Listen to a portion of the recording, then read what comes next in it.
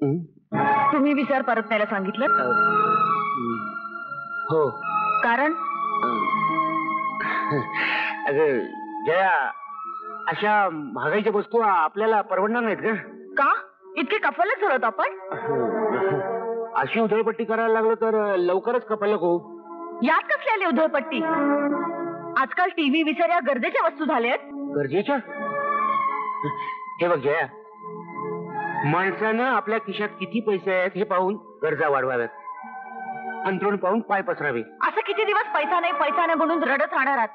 अशी हौस मारण्यापेक्षा जरा जास्त पैसा मिळवण्याचा प्रयत्न करा.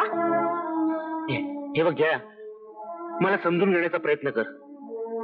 हे बघ, तुला पिक्चर बघायची एवढी हौस असेल ना, तर एखाद्या रविवारी भाड्याने विसर आण आणि बघ हवे तेवढे पिक्चर.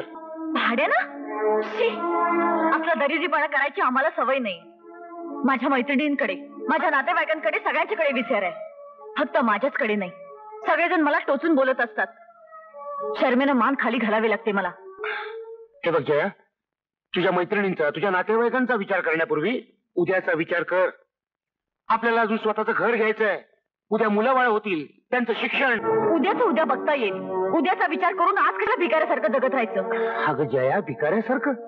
अगं याला काटकसर म्हणतात, समजलं? काटकसर की कंजूसपणा? हावरटासारखा पै न पै साठवून ठेवताय. उद्या मेलात म्हणजे हा पैसा तुमच्या बरोबर येणार नाहीये. हात उगारला तुम्ही माझ्यावर?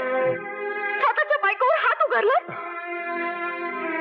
बायकोला सुख देता येत नाही आणि नवरेशाही गाजवताय. स्वतःच्या बायकोची हौस पुरी करता येत नाही. कसले पुरुष आहात तुम्ही?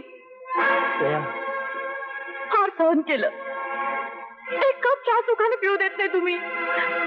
जेवायचं ते पण मोजून मापून. अंगावर कपडा सुद्धा नाही. साधे हौस फौज नाही. नाही, मला असला फाटका संसार करायला जमणार नाही. त्यापेक्षा तुम्ही वेगळे व्हा.